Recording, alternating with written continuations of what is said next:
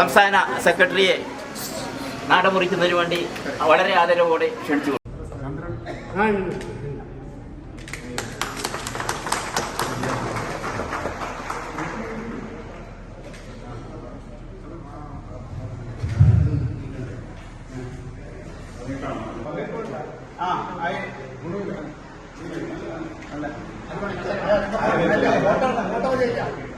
അതൊന്ന് ശരിയായി കൊടുത്തരാണ്.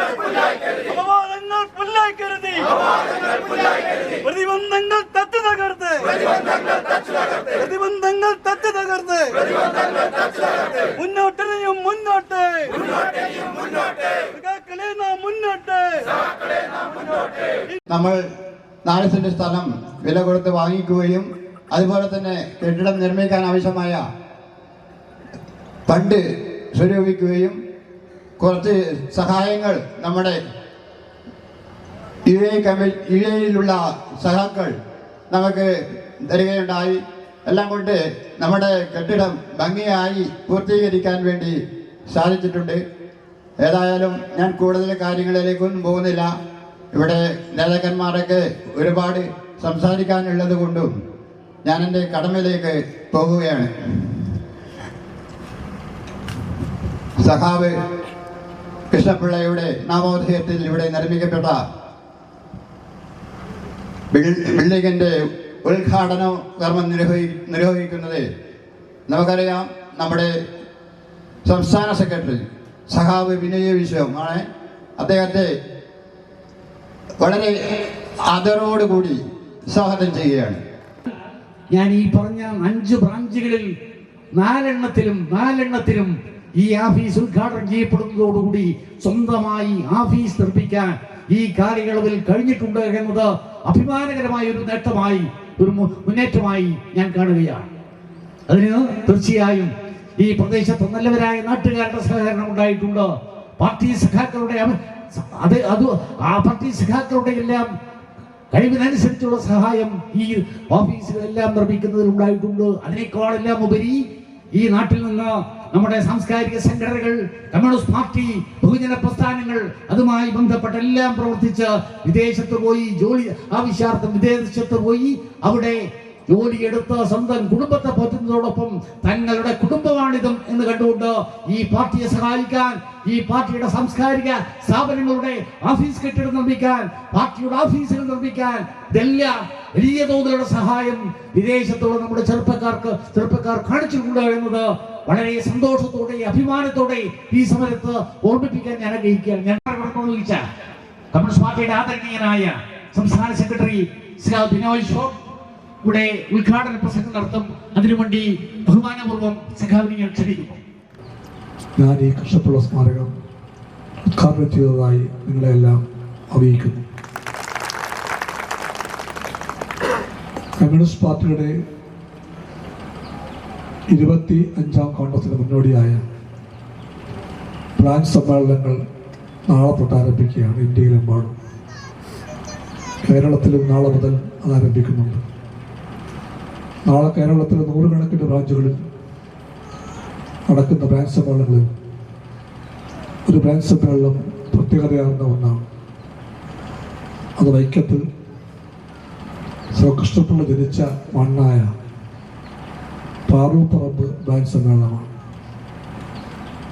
അവിടെയാണ് കൃഷ്ണപിള്ള ജനിച്ചത്. നാളെ രാവിലെ 10 മണിക്ക് ആ ബ്രാഞ്ച് സമ്മേളനം ഉദ്ഘാടനം ചെയ്യേണ്ടത് സംസ്ഥാന സെക്രട്ടറി ആയതുകൊണ്ട് ഞാനാണ്. അവിടെ എത്താൻ വൈകാൻ പാടില്ല. അതുകൊണ്ടാണ് ചന്ദ്രശേഖരനും ഞാനും 7.5 മണിക്കൂർ ട്രെയിനിന് ഇവിടുന്ന് പോകാൻ നിർബന്ധം.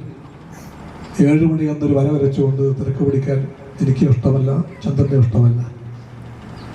ചിലപ്പോൾ നമുക്ക് ഇഷ്ടമല്ലെങ്കിലും വാച്ച് നമ്മളെ ഭയപ്പെടുത്തും. അതുകൊണ്ടാണ് ഈ തിരക്ക് പിടിക്കുന്നത്. സഹാക്കളത് മനസ്സിലാക്കി പൊറുക്കണമെന്നാണ് എൻ്റെ അപേക്ഷ.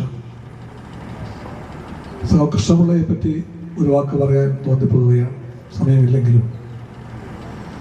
അദ്ദേഹം മരിച്ചത് എല്ലാവർക്കും അറിയാം, വൈക്കത്ത് വെച്ചല്ല, ആലപ്പുഴ ജില്ലയിലെ മുഹമ്മയിൽ വെച്ചാണ്. അദ്ദേഹത്തിൻ്റെ മരണത്തിൻ്റെ നിമിഷങ്ങൾ പറഞ്ഞു കേട്ടെങ്കിലും നമുക്കെല്ലാവർക്കും അറിയാം. തലേന്ന് പിറ്റേ ദിവസം കൂടാനിരിക്കുന്ന നിരോധിക്കപ്പെട്ട കമ്മ്യൂണിസ്റ്റ് പാർട്ടിയുടെ സംസ്ഥാന കമ്മിറ്റി യോഗത്തിൽ അവതരിപ്പിക്കുന്ന റിപ്പോർട്ട് എഴുതിക്കൊണ്ടിരിക്കുകയാണ് സഹ പി കൃഷ്ണപിള്ള. അപ്പോഴാണ് ആ ഓല കഴിഞ്ഞ കുടിലിൻ്റെ ഓല കൊണ്ടുള്ള ഭിത്തിയെന്ന് വിളിക്കാൻ പറഞ്ഞ ചെറിയൊരു മറ ഇടയിൽ നിന്നും ഒരു ഷഫാ പറഞ്ഞു വന്ന് സഹാബിനെ കടിച്ചത്. നിരോധിക്കപ്പെട്ട പാർട്ടിയാണ്, സഹാബ് ഒളിവിലാണ്. ബഹളവും ഒച്ചയും എല്ലാം ഉണ്ടായാൽ, എല്ലാവരും അറിഞ്ഞാൽ അപ്പോൾ പോലീസ് എത്തും. ചുറ്റുമുള്ള പല വീടുകളിലും കേരളത്തിൽ അറിയപ്പെടുന്ന നേതാക്കന്മാർ നാളെ കൂടുന്ന യോഗത്തിൽ പങ്കെടുക്കാൻ വേണ്ടി ഒളിവിൽ തന്നെ എത്തി ഇരിക്കുന്നുണ്ട്. അവരുടെ എല്ലാം ജീവൻ അപകടത്തിലാവും. സഹ കൃഷ്ണപിള്ളയ്ക്ക് അറിയാം. അസാമാന്യമായ ധീരതയോടുകൂടി താൻ തയ്യാറാക്കിക്കൊണ്ടിരുന്ന റിപ്പോർട്ടിൻ്റെ അടിയിൽ സഹ കൃഷ്ണപിള്ള എഴുതിയത് നമുക്കെല്ലാവർക്കും അറിയാം, അല്ലെങ്കിൽ അറിയണം. ആ റിപ്പോർട്ടിൻ്റെ രാഷ്ട്രീയ ഭാഗമെല്ലാം ഇരിക്കെ തന്നെ അദ്ദേഹം എഴുതി, വരയ്ക്കുന്ന കൈകളാൽ എഴുതിയത് ആ റിപ്പോർട്ട് ഞാൻ കണ്ടിട്ടുണ്ട്. കണ്ടത് അതിങ്ങനെ ഒളിവിൽ കൈമാറി വന്ന് കൈമാറി എത്തിയ ഒരു വീട് എൻ്റെ അമ്മയുടെ വീടായിരുന്നു. അതുകൊണ്ട് ആ വീട്ടിൽ കുറച്ച് ദിവസങ്ങൾ ആ ബാഗ് ഉണ്ടായിരുന്നു, ആ റിപ്പോർട്ടും ഉണ്ടായിരുന്നു. അതൊരു മഹത്തായ ഓർമ്മയാണെന്ന് നമുക്കെല്ലാവർക്കും അറിയാം. ലവണേശ്വരത്തെ പാർട്ടിയുടെ ചരിത്രം ഇവിടെ സൂചിപ്പിച്ചു ചെറിയ വാക്കുകളിൽ കുറച്ച് ഞാൻ പറഞ്ഞു കേട്ടിട്ടുണ്ട്. പാർട്ടിയിലെ ഭിന്നിപ്പ് CPI ഇന്നും നാളെയും പറയും നിർഭാഗ്യകരമായിരുന്നു. അതുകൊണ്ട് നമ്മുടെ വർഗത്തിനോ നമ്മുടെ പാർട്ടിക്കോ കമ്മ്യൂണിസ്റ്റ് പ്രസ്ഥാനത്തിനോ നേട്ടമൊന്നും ഉണ്ടായിട്ടില്ല, വളർച്ചയും ഉണ്ടായിട്ടില്ല. ആ ഭിന്നിപ്പ് വാസ്തവത്തിൽ സഹായിച്ചത് ശത്രുവർഗത്തെയാണ്. കമ്മ്യൂണിസ്റ്റ് പ്രസ്ഥാനത്തിൻ്റെ ആധാരരേഖയാണ് കമ്മ്യൂണിസ്റ്റ് മാനിഫെസ്റ്റോ.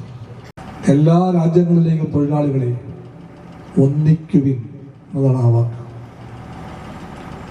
നഷ്ടപ്പെടാൻ നിങ്ങൾക്കുള്ളത് ചങ്ങലകൾ മാത്രം, കിട്ടാനുള്ളത് ഒരു പുതിയ ലോകം. ഇതാണ് വാഗ്ദാനം കമ്മ്യൂണിസ്റ്റ് പാർട്ടിയുടെ. ആ ആഹ്വാനത്തിൻ്റെ സാരാംശമാണ് ഒന്നിക്കുവൻ എന്ന വാക്ക്. ആ വാക്കിൻ്റെ അർത്ഥം CPIക്ക് അറിയാം. കമ്മ്യൂണിസ്റ്റുകാർ ആ വാക്കിൻ്റെ അർത്ഥം മറന്നു പോകാൻ പാടില്ല. ഒന്നിക്കാൻ ആഹ്വാനം ചെയ്ത പ്രത്യയശാസ്ത്രമാണ് മാർക്സിസം. അതിൻ്റെ പേരിൽ നിർഭാഗ്യവശാൽ ഇന്ത്യയിലും പല രാജ്യങ്ങളിലും കമ്മ്യൂണിസ്റ്റ് പാർട്ടി ഭിന്നിച്ചു. ഞങ്ങളെല്ലാം ഭിന്നിപ്പ് കഴിഞ്ഞ് പാർട്ടി പ്രവർത്തകരായവരാണ്. പക്ഷേ എന്നും കമ്മ്യൂണിസ്റ്റ് പാർട്ടി സ്വന്തം പഠിപ്പിക്കുന്നത് ഭിന്നിപ്പിനെ പറ്റി പറയുമ്പോൾ നിർഭാഗ്യകരമെന്നാണ്, അല്ലാതെ ഭാഗ്യകരമാണെന്നല്ല. ഭിന്നിപ്പിനെ അങ്ങനെ കാണാനേ കമ്മ്യൂണിസ്റ്റുകാർക്ക് കഴിയുമെന്ന് CPIക്ക് ബോധ്യമാണ്. കമ്മ്യൂണിസ്റ്റ് പ്രസ്ഥാനത്തിൻ്റെ ഭിന്നിപ്പിൻ്റെ കാലത്ത് ഞങ്ങൾക്കെല്ലാം പറഞ്ഞു കേട്ടറിയാം. ഒരുപാട് സംവാദങ്ങളുണ്ടായിട്ടുണ്ട്, വാക്ക് തർക്കങ്ങളുണ്ടായിട്ടുണ്ട്, ആശയ രാഷ്ട്രീയ പോരാട്ടം ഉണ്ടായിട്ടുണ്ട്, ചിലപ്പോൾ കായിക സംഘടന ഉണ്ടായിട്ടുണ്ട്. ആ കായിക സംഘടനകളിൽ ഒരിക്കലും സന്തോഷിക്കുന്നില്ല CPI. ഒരുപാട് ചോര നമ്മൾ അങ്ങോട്ടും ഇങ്ങോട്ടും ചൊരിഞ്ഞിട്ടുണ്ട്. ചില വിലപ്പെട്ട ജീവിതങ്ങൾ അങ്ങോട്ടും ഇങ്ങോട്ടും നമ്മൾ ബലി കൊടുത്തിട്ടുണ്ട്. അതിൽ ആഹ്ലാദിക്കുന്ന പാർട്ടിയല്ല CPI, ദുഃഖിക്കുന്ന പാർട്ടിയാണ്. അതല്ല നമ്മുടെ വർഗത്തിൻ്റെയും പാർട്ടിയുടെയും പ്രവർത്തന മുന്നേറ്റ പാതയെന്ന് CPIക്ക് എപ്പോഴും ബോധ്യമുണ്ട്. നാം എന്തിനു വേണ്ടിയാണ് അന്ന് രണ്ടായി പിരിഞ്ഞത്? ഭിന്നിപ്പ് കഴിഞ്ഞ് ഇത്രയും വർഷങ്ങളായി, ഇത്രയും കൊല്ലങ്ങൾ കഴിഞ്ഞ് 64-ലെ ഭിന്നിപ്പ്, ഇത് 2024 അവസാനിക്കുന്നു.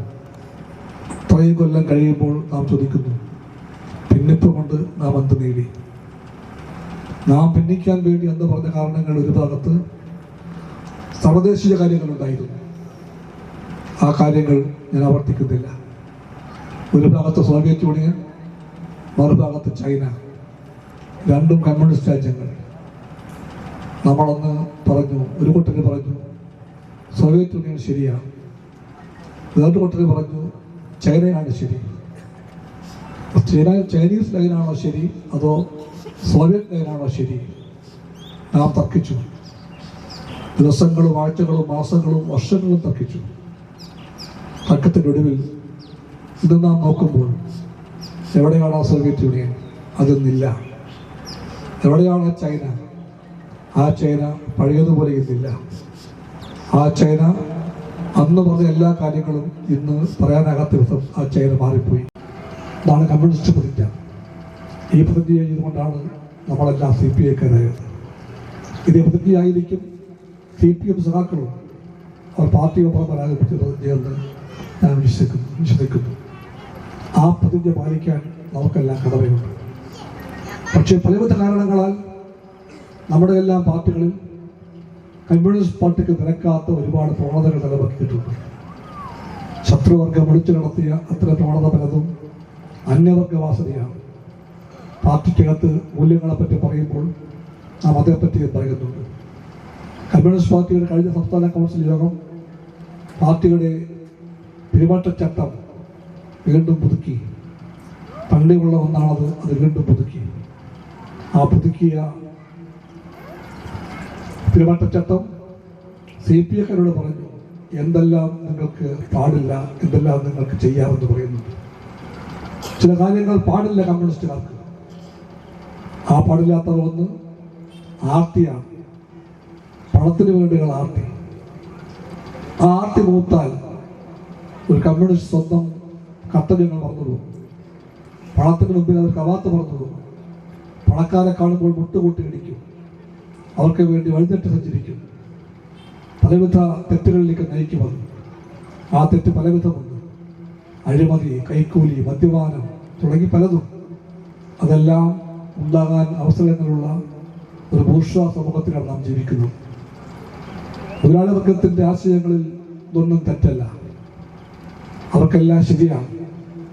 പണ്ടത്തെ പഴഞ്ചൊല്ലാണ്, നാണം കെട്ടും മണം നേടിക്കൊണ്ടാൽ നാണക്കേട് ആ പണം മാറ്റിക്കൊള്ളും എന്നത്. ഇന്ന് ആ പഴഞ്ചൊല്ല് മാറി. മുതലാളിത്ത ലോകത്തെല്ലാം ശക്തിപ്പെടുന്ന കാലത്ത്, ആഗോളവൽക്കരണത്തിൻ്റെ കെടുതികൾ ലോകത്തെല്ലാം വിനാശം വിതയ്ക്കുന്ന കാലത്ത്, എല്ലാ തരത്തിലുള്ള തിന്മകൾക്ക് വേലിയേറ്റമുണ്ടായ കാലത്ത് അത് പഴഞ്ചൊല്ലല്ല. ഇന്ന് എങ്ങനെയും പണമുണ്ടാക്കിയാൽ മതി, പണമുണ്ടാക്കിയാൽ മാത്രം മതി, നാണക്കേടെല്ലാം പണം മാറ്റിക്കൊള്ളും എന്ന പഴഞ്ചൊല്ല് ഇപ്പോൾ പുതിയ കാലത്തിൻ്റെ നീതിശാസ്ത്രമായി മാറിയിരിക്കുന്നു. ഒരു പുതിയ മതം പിറന്നുവെന്ന് ചിലർ പറയുന്നു. ആ മതത്തിൻ്റെ പേര് ആർത്തി എന്നാണ്. ആ മതത്തിൻ്റെ പിതാവും മാതാവും മുതലാളിത്തമാണ്. ആർത്തി എന്ന പുതിയ മതമുണ്ടായി. ആ മതത്തിൻ്റെ ദൈവമാണ് പണം, ലാഭം. അത് അഴുന്ന ദേവാലയമാണ് വൻകിട കമ്പോളങ്ങൾ. കമ്പോളം ദേവാലയമായി മാറി, ആർത്തി മതമായി മാറി, പണം ലാഭം ദൈവമായി മാറി. ഇതിൻ്റെ കാരണക്കാർ വികസിച്ച ആർത്തി പിടിച്ച മുതലാളിത്തമാണ്. അവിടെയാണ് ഇന്ന് കമ്മ്യൂണിസ്റ്റ് പാർട്ടി പ്രവർത്തിക്കുന്നത്. അത്തരം സമൂഹത്തിൽ പ്രവർത്തിക്കുമ്പോൾ കമ്മ്യൂണിസ്റ്റ് പാർട്ടിക്കാർ നിറഞ്ഞ ജാഗ്രത പാലിച്ചില്ലെങ്കിൽ പാളം തെറ്റിപ്പോകും, വഴിമാറിപ്പോകും, ലക്ഷ്യം മറന്നു പോകും എന്ന കാര്യമാണ് ഈ പെരുമാറ്റച്ചട്ടം അംഗീകരിച്ചപ്പോഴും അതിനു മുമ്പ് പാർട്ടിക്കകത്ത് ചില ഇവയെപ്പറ്റിയുള്ള ഒരു രേഖയുണ്ട്, സമീപന രേഖ ചർച്ച ചെയ്തപ്പോഴും എല്ലാം CPI പാർട്ടിക്കകത്ത് ശക്തിയായി പറഞ്ഞ കാര്യം. എനിക്കുറപ്പാണ് CPM-ഉം ആ വഴിക്ക് ചിലതൊക്കെ ചെയ്യുന്നുണ്ട്, ചിലതൊക്കെ പറയുന്നുണ്ട്. എനിക്ക് ഓർമ്മയുള്ളത് CPIM സഖാക്കൾ CPI-യേക്കാളും മുമ്പിൽ പോയി ശരിയായ കാര്യം ചെയ്തു. ഏതാനും കൊല്ലം മുമ്പ് അവർ പാർട്ടിക്കകത്തുള്ള അനാശാസ്യമായ പാർട്ടിക്ക് ഉറപ്പിക്കാനാകാത്ത പ്രവണതകൾ ഒഴിവാക്കൽ വേണ്ടിയുള്ള ശ്രമത്തിൻ്റെ ഭാഗമായി അതിനെ ശ്രമമെന്ന് വിളിച്ചാൽ പോരാ, സമരമെന്ന് വിളിക്കണം. അതിൻ്റെ ഭാഗമായി അവർ ഒരു പ്രത്യേക പ്ലീനം സംഘടിപ്പിച്ചു. ആ പ്ലീനത്തിൽ ചില കാര്യങ്ങൾ ഒരിക്കലും പാടില്ല എന്ന് CPIM സഖാക്കളോട് ആ പ്ലീനം പറഞ്ഞു, ആ രേഖ പറഞ്ഞു. ഞാൻ ആ രേഖ വായിച്ചിട്ടുണ്ട്. അത് വായിച്ച് ആവേശം കൊണ്ട ഒരു CPI കാരനാണ് ഞാൻ. പക്ഷെ ആ രേഖ പാലിക്കപ്പെടാൻ കഴിയുന്നില്ല. ഈ പ്രശ്നം CPIM മാത്രമല്ല ബാധകം, CPIക്കും ബാധകമാണ്. രേഖകളും നിർദ്ദേശങ്ങളും എല്ലാം അംഗീകരിക്കാൻ ചർച്ച ചെയ്യാൻ കഴിഞ്ഞേക്കാം. പ്രശ്നം അത് പാലിക്കുമല്ലെന്നാണ്. ജനങ്ങൾ ആഗ്രഹിക്കുന്നത് പറയുന്ന കാര്യം പാലിക്കാൻ വലതുപക്ഷ പാർട്ടികൾക്ക് ആകുന്നില്ലെങ്കിലും നമുക്കത് കഴിയണമെന്നാണ്. CPIക്കും CPMനും പറയുന്ന കാര്യങ്ങൾ പാലിക്കാൻ കഴിയണമെന്ന് അവർ ആഗ്രഹിക്കുന്നുണ്ട്, ആവശ്യപ്പെടുന്നുണ്ട്. CPIക്ക് അതേപ്പറ്റി ബോധ്യമുണ്ട്. ആ അർത്ഥത്തിൽ മുന്നോട്ട് പോകാനുള്ള ശ്രമത്തിലും ഈ പാർട്ടി ഓഫീസ് CPI സഖാക്കൾക്ക് ആവേശം പകരുന്ന കേന്ദ്രമായി മാറുമെന്നാണ് എൻ്റെ പ്രതീക്ഷ. ഞാൻ പൊതു രാഷ്ട്രീയത്തിലേക്ക് കടക്കാത്തത് സമയത്തിനെ പറ്റിയുള്ള ഭയം കൊണ്ടാണ്. എൻ്റെ ഓർമ്മയിലേക്ക് പെട്ടെന്ന് കടന്നു വരുന്നത് പഴയ കാര്യമാണ്, വീണ്ടും പഴയ കാര്യം. അത് കയ്യൂർ സ്മരണയാണ്. കയ്യൂർ സഖാക്കളെ കാണാൻ വേണ്ടി അവരുടെ മരണത്തിൻ്റെ ഏതാനും ദിവസങ്ങൾക്ക് മുമ്പ് അന്നത്തെ പാർട്ടി ജനറൽ സെക്രട്ടറി സഖാവ് PC ജോഷി കണ്ണൂർ സെൻട്രൽ ജയിലിലെത്തി. നമ്മൾ ഈ കഥകളൊക്കെ അറിയണം നമ്മളൊക്കെ പറയണം. വെറുതെ ബഹളമുണ്ടാക്കലല്ലേ രാഷ്ട്രീയ പ്രവർത്തനം. കമ്മ്യൂണിസ്റ്റ് രാഷ്ട്രീയത്തിന് പഴയ പാഠങ്ങൾ പഠിക്കണം, ചരിത്രത്തിൽ സ്വർണ്ണങ്ങൾ ഏവറക്കണം. ആ ചരിത്ര പാഠങ്ങളെ നമ്മൾ സ്വായത്തമാക്കണം, പറഞ്ഞു കൊടുക്കണം. തലമുറകൾ കൈമാറി അത്തരം വെളിച്ചം പറഞ്ഞു കൊടുത്തില്ലെങ്കിൽ കമ്മ്യൂണിസ്റ്റുകാരുടെ ഇത്തരം ചിന്തകളെല്ലാം വെറും പാഴ്വാക്കായി മാറും. കമ്മ്യൂണിസ്റ്റ് പാർട്ടിക്ക് ഇതെല്ലാം പ്രിയപ്പെട്ട ഓർമ്മകളാണ്. ഈ ഓർമ്മകളെ ചേർത്ത് വെച്ചുകൊണ്ട് മാത്രമാണ് നാം വരുന്നത്. 25ാം പാർട്ടി കോൺഗ്രസിന് മുന്നോടിയായിട്ടാണ് നാളെ ബ്രാഞ്ച് സമ്മേളനം ആരംഭിക്കുന്നത്. പിന്നീട് ലോക്കൽ സമ്മേളനങ്ങളും മണ്ഡലം സമ്മേളനങ്ങളും ജില്ലാ സമ്മേളനങ്ങളും സ്റ്റേറ്റ് സമ്മേളനവും എല്ലാം കഴിഞ്ഞ് 1925 സെപ്റ്റംബർ മാസത്തിലാണ്, ഒടുവിലാണ് 21 മുതൽ 25 വരെയാണ് പാർട്ടിയുടെ 25ാം കോൺഗ്രസ് പഞ്ചാബിലെ ചണ്ഡീഗഡിൽ വെച്ച്. അതിൻ്റെ തലേന്നാളാണ് നാം കൂടുന്നത്. ആരംഭത്തിൻ്റെ തലേന്നാൾ കൂടുകയാണ്. രാഷ്ട്രീയ പ്രാധാന്യം പറയുന്നുണ്ട് ഈ ദിനങ്ങൾക്കെല്ലാമെന്ന് CPIക്ക് വേണ്ടി ഞാൻ എല്ലാവരെയും അറിയിക്കുന്നു. കമ്മ്യൂണിസ്റ്റ് പാർട്ടി ഉറപ്പായും പ്രഖ്യാപിക്കുന്നു, ഇന്ന് രാജ്യം ഭരിക്കുന്ന മോദി ഗവൺമെൻറ് ഈ ഗവൺമെൻറ് ജനദ്രോഹത്തിൻ്റെ ഗവൺമെൻറ്റാണ്. എന്തെല്ലാം ദ്രോഹം ചെയ്തുവെന്ന് എണ്ണി പറയാൻ നേരമില്ല. ഈ ഗവൺമെൻറ് അവകാശവാദം മുഴക്കുന്നുണ്ട്, എല്ലാവരുടെയും ഗവൺമെൻറ്റാണ്. സബ്കാ സാത്ത് എന്ന് മോഡി പറയുമ്പോൾ അർത്ഥം അതാണ്, എല്ലാവരുടെയും കൂടെയാണ്. പക്ഷെ നമുക്കെല്ലാവർക്കും അറിയാം, മോദി ഗവൺമെൻറ് നമ്മുടെ കൂടെയല്ല, പാവങ്ങളുടെ കൂടെയല്ല, കൃഷിക്കാരുടെ കൂടെയല്ല, തൊഴിലാളിക്കൊപ്പമല്ല. ചെറുപ്പക്കാരെ, സ്ത്രീകളെ, ആദിവാസിയെ, ദളിതരെ എല്ലാം നിർത്തുന്ന ഗവൺമെൻറ്റാണ്. കൊല്ലങ്ങളായി കൃഷിക്കാർ സമരരംഗത്താണ്. സ്വന്തം കൃഷിഭൂമിയെ കോർപ്പറേറ്റ് കൊള്ളക്കാർക്ക് അടിയറ വയ്ക്കാൻ സമ്മതിക്കില്ല എന്നാണ് പറയുന്നത്. അത് പാലിക്കാൻ സർക്കാരിനാകുന്നില്ല. അതുപോലെ തന്നെ മണിപ്പൂർ 19-20 മാസമാകുന്നു കത്തിപ്പടരുകയാണ് അവിടെ കലാപങ്ങൾ.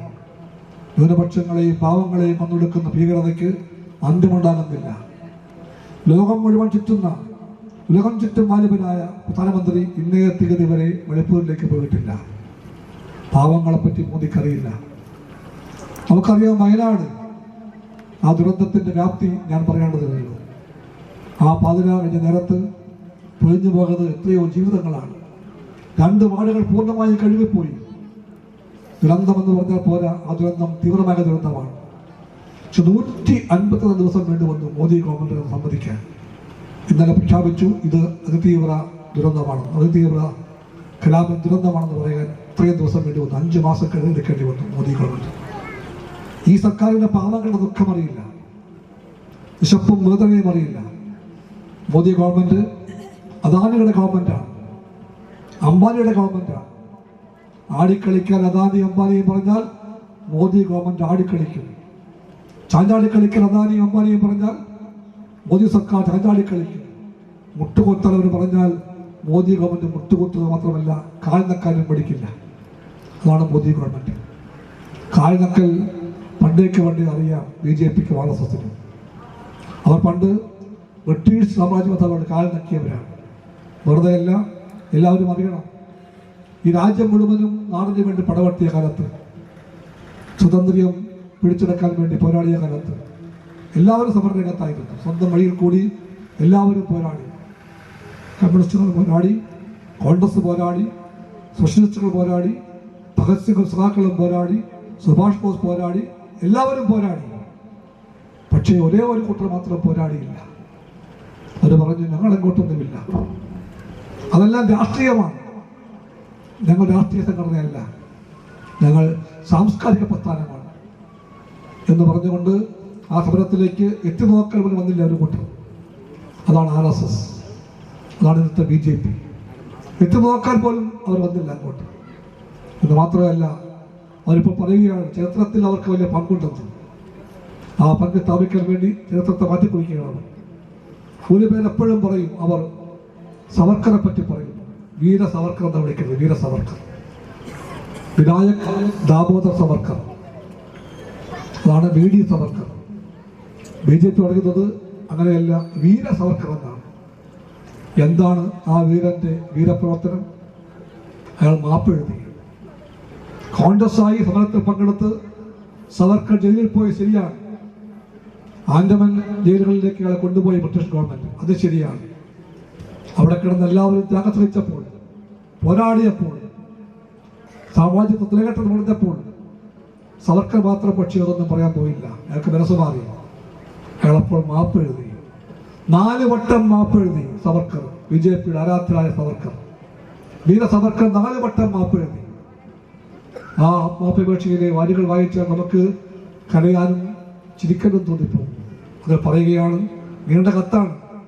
കത്തെഴുതിയത് ബ്രിട്ടീഷ് രാജ്ഞിക്കാണ്. അത് പറയുകയാണ്, അതുകൊണ്ട് തിരുവുള്ളത്തിന് ദയ തോന്നി ഈ മുടിയനായ പുത്രനോട് ദയ തോന്നിയിട്ട് എനിക്ക് മാപ്പ് തന്ന് വിട്ടയച്ചാൽ ശിഷ്ടകാലം മുഴുവനും ഞാൻ ബ്രിട്ടീഷ് സിംഹാസനത്തെ കൂറോടെ സേവിക്കാമെന്ന് വാക്ക് പറയുന്നു.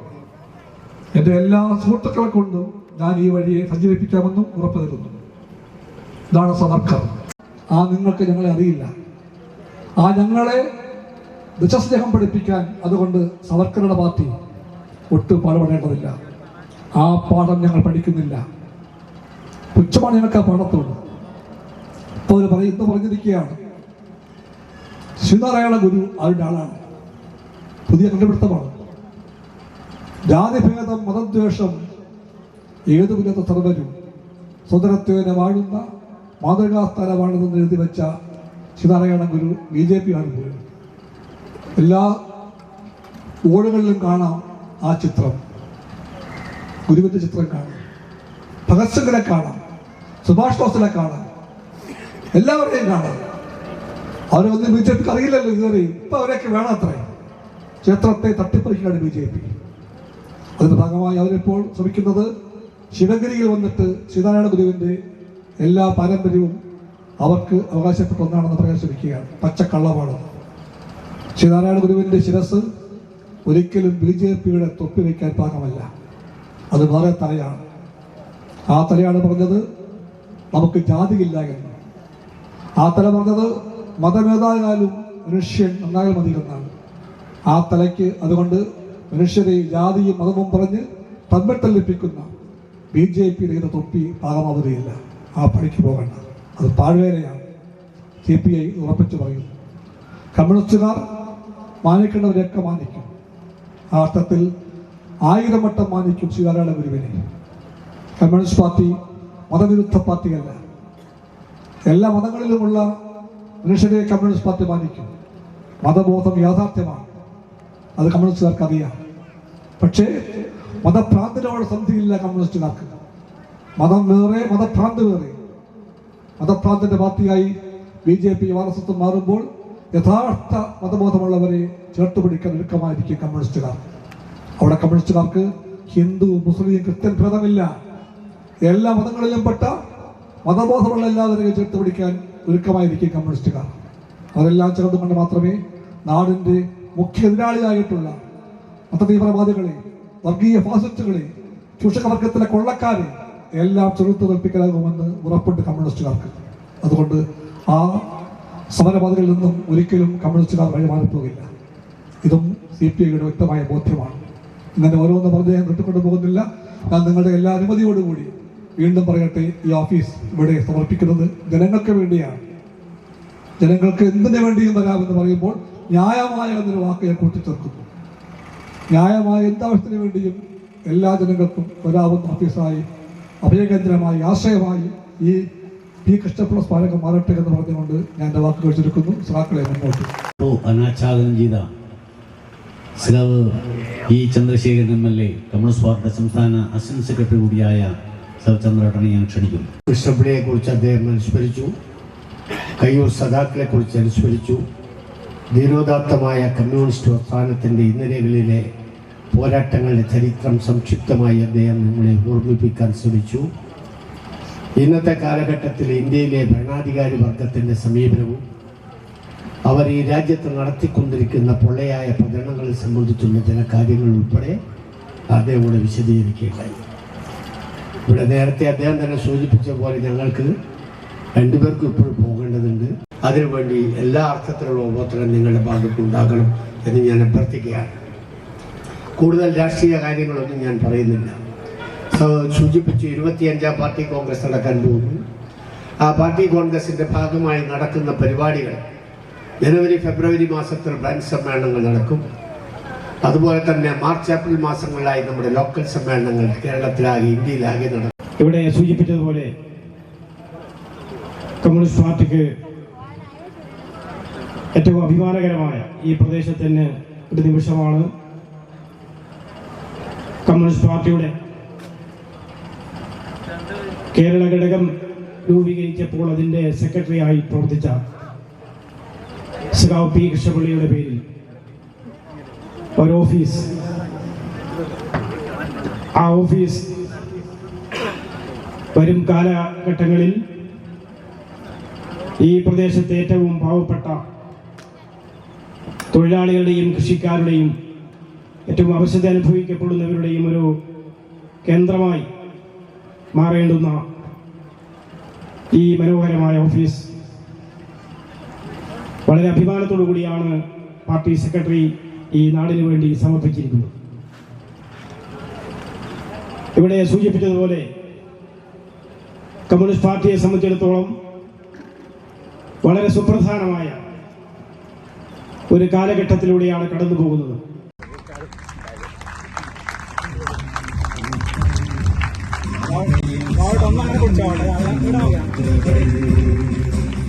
അടുത്തത് സഖാവ് ടി കുഞ്ഞിക്കണ്ണൻ.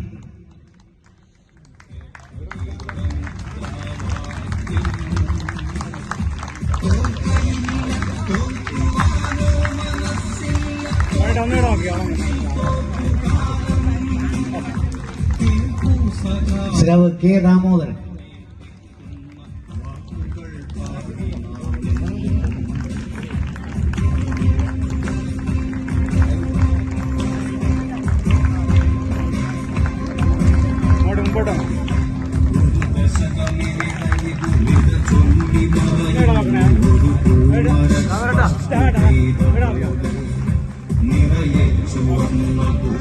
സഖാവ് സി നാരായണിയമ്മ.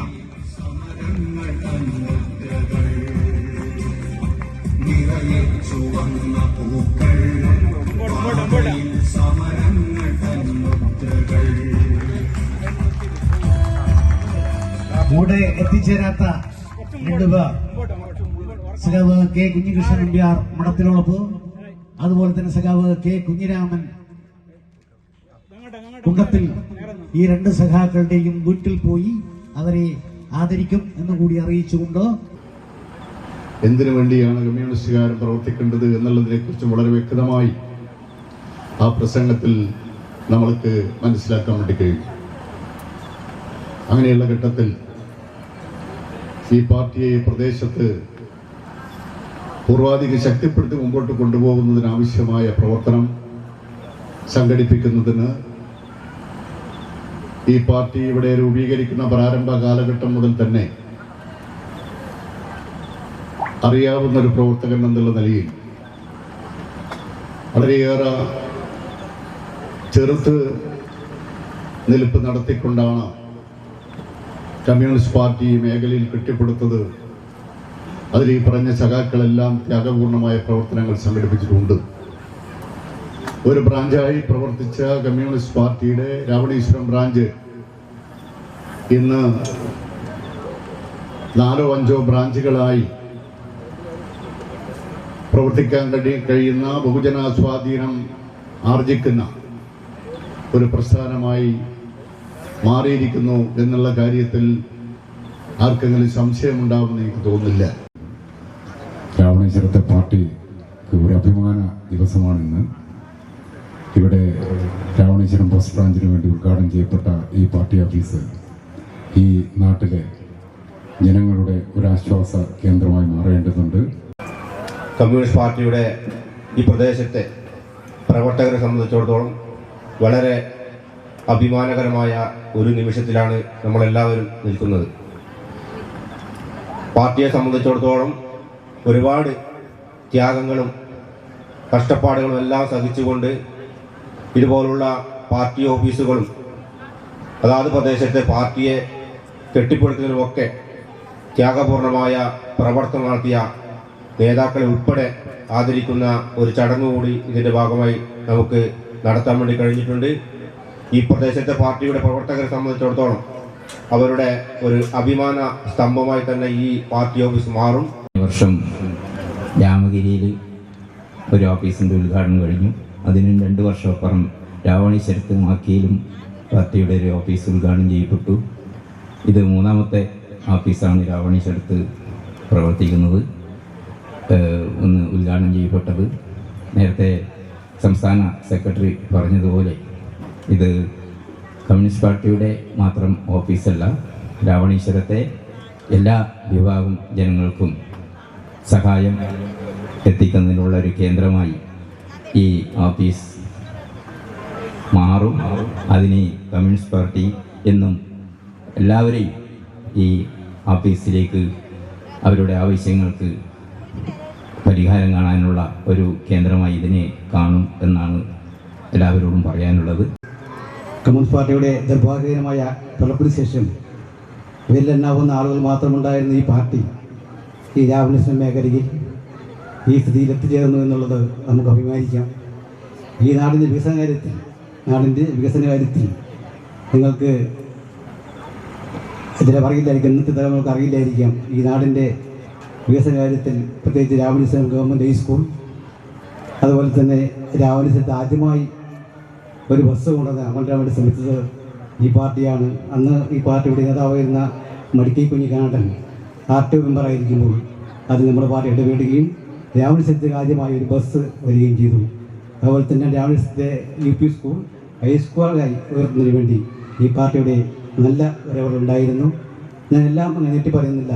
ഇവിടെ ഇതിൻ്റെ രാവണേശ്വരത്തിൻ്റെ വികസന കാര്യത്തിൽ എന്നും മുമ്പിലായിരുന്നു ഈ പാർട്ടി. ഇനിയും ഈ പാർട്ടി അങ്ങനെ തന്നെയായിരിക്കും. ഒരു കെട്ടിടം സ്ഥാപിക്കുക എന്നത് നമ്മുടെ ഇവിടുത്തെ ജനങ്ങൾക്ക് ഉപകാരപ്രദമാകുന്ന നല്ലൊരു ഓഫീസായി മാറട്ടെ എന്ന് മാത്രം ആശംസിച്ചുകൊണ്ട് നിർത്തുന്നു.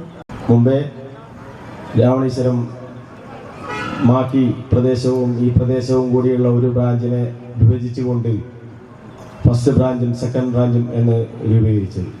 അതിനുശേഷം ഈ മേഖലകളിൽ ഇതിൻ്റെ പ്രവർത്തനം വ്യാപിക്കുന്നതിന് വേണ്ടിയുള്ള പ്രവർത്തനങ്ങളാണ് പാർട്ടി ഏറ്റെടുത്തത്. അതിൻ്റെ ഭാഗമായി നമ്മൾ ഒരു കേന്ദ്രീകരിച്ചുകൊണ്ട് പ്രവർത്തിച്ചിട്ടുണ്ട്. നമുക്ക് ഒരുപാട് പ്രതിസന്ധികൾ നേരിടേണ്ടി വന്നിട്ടുണ്ട്. ഈ പ്രദേശത്ത് കൊടി സ്ഥാപിക്കുന്നതിന് വേണ്ടി കൊടികൾ നിരന്തരം നശിപ്പിക്കുന്ന ചില കൂട്ടർ ഉണ്ടായിരുന്നു. അവർക്ക് ഒരു മറുപടി എന്ന നിലയിലാണ് ഈ പാർട്ടി ഓഫീസുകൾ നിർമ്മിക്കുന്നതിന് വേണ്ടി വളരെ ആവേശകരമായ പ്രവർത്തനത്തിലൂടെ പാർട്ടിയുടെയും മറ്റ് വർഗ ബഹുജന സംഘടനാ പ്രവർത്തകരുടെയും ശ്രമഫലമായ വലിയൊരു ത്യാഗത്തിൻ്റെ ഫലമാണ് നമുക്ക് ഇന്നിവിടെ സഖാവ് കൃഷ്ണപിള്ളയുടെ നാമോദയത്തിൽ മനോഹരമായ ഒരു കെട്ടിടം നിർമ്മിക്കുന്നതിന് വേണ്ടി സാധിച്ചത്. നമ്മുടെ യുഎഇയിൽ നിന്നും ഇവിടെ എത്തിച്ചേർന്ന നമ്മുടെ സഖാക്കൾ, മറ്റ് പ്രിയപ്പെട്ട സഖാക്കൾ, നാട്ടിലെയും അതുപോലെ തന്നെ നമ്മുടെ യുഎഇയിലെയും കലാ സാംസ്കാരിക രംഗങ്ങളിലെ സജീവ സാന്നിധ്യമാണ് നമ്മുടെ സംഘടന. നമ്മുടെ ഈ സംഘടനയ്ക്ക് നമ്മുടെ ഈ പ്രദേശത്ത് ഒരു പാർട്ടി ഓഫീസ് എന്നുള്ളത് നമ്മുടെ പാർട്ടിക്കുമുള്ള ഒരു ശക്തമായ ഒരാവശ്യം തന്നെയായിരുന്നു.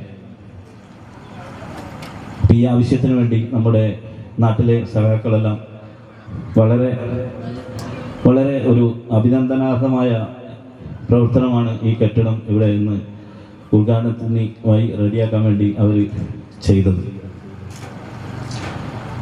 അതുപോലെ തന്നെ എല്ലാവർക്കും അറിയുന്ന പോലെ നമ്മുടെ അവിടെ Shobhana arts and sports club, അതുപോലെ സെൻട്രൽ യൂത്ത് ക്ലബ്ബ്, ഈ 2 ക്ലബ്ബുകളും നമ്മുടെ പാർട്ടിയായി ബന്ധപ്പെട്ട് തന്നെയാണ് പ്രവർത്തിക്കുന്നത്. യുഎഇയിലെ എല്ലാ സാംസ്കാരിക രംഗങ്ങളിലും നമ്മുടെ നാടിൻ്റെ പേര് എഴുതി ചേർക്കാൻ വേണ്ടി നമ്മുടെ പ്രവർത്തകർക്ക് അവിടെ കഴിയുന്നുണ്ട്. തീർച്ചയായിട്ടും നാട്ടിലുള്ള നമ്മുടെ ഇവിടെ ഇരിക്കുന്ന ഈ നേതാക്കളോട് തന്നെ നമ്മളുടെ നിർദ്ദേശങ്ങളൊക്കെ സ്വീകരിച്ചുകൊണ്ടും നമ്മുടെ അതുപോലെ ഇത് നാട്ടിലേക്കുള്ള കാര്യങ്ങളൊക്കെ നമ്മൾ ചർച്ച ചെയ്തുമാണ് കാര്യങ്ങളൊക്കെ പാർട്ടി പ്രവർത്തനം അവിടെ നടക്കുന്നത്. ഈ ക്ലബിൻ്റെ പ്രവർത്തനവും പാർട്ടിയുമായി ബന്ധപ്പെട്ട് തന്നെ നടക്കുന്നത് കൊണ്ടാണ് ക്ലബിൻ്റെ പേര് പറയാൻ കാരണം. അതും നമ്മുടെ ഇവിടെയുള്ള എല്ലാവരോടും കൂടി ആലോചിച്ച ശേഷമാണ് ചെയ്യാറുള്ളത്. നമ്മുടെ പ്രാദേശിക പ്രവർത്തനങ്ങൾക്കപ്പുറം നമ്മുടെ യുഎഇയിലെ പാർട്ടിക്ക് മറ്റ് സംഘടനകളുണ്ട്. യുവകലാ സാഹിത്യ പോലുള്ള സംഘടനകളിൽ നമ്മുടെ സഖാക്കൾ വളരെ ആക്റ്റീവായ പ്രവർത്തനമാണ് അവിടെ നടത്തുന്നത്. പല വർഷങ്ങളിലും നമ്മുടെ അതിൻ്റെ സെക്രട്ടറിയായും മറ്റു പല ഭാരവാഹികളായും നമ്മുടെ രാമേശ്വരത്തുകാർ പ്രവർത്തിച്ചിരുന്നു, ഇപ്പോഴും പ്രവർത്തിക്കുന്നുണ്ട്. CPI സംസ്ഥാന സെക്രട്ടറി സഖാവ് വിനോയ് വിശ്വം അവരാണ്. അദ്ദേഹത്തിന് ഈ ബ്രാഞ്ചിൻ്റെയും ഈ കെട്ടിട നിർമ്മാണ കമ്മിറ്റിയുടെയും നന്ദി അറിയിക്കുന്നു. അതുപോലെ തന്നെ ഫോട്ടോ അനാച്ഛാദനം ചെയ്ത കാഞ്ഞങ്ങാട് MLAയും CPI സംസ്ഥാന അസിസ്റ്റന്റ് സെക്രട്ടറിയുമായ ഈ ചന്ദ്രശേഖരൻ അവർ അദ്ദേഹത്തിനും ഈ നിർമ്മാണ കമ്മിറ്റിയുടെയും ഫസ്റ്റ് ബ്രാഞ്ചിൻ്റെയും നന്ദി അറിയിക്കുകയാണ്.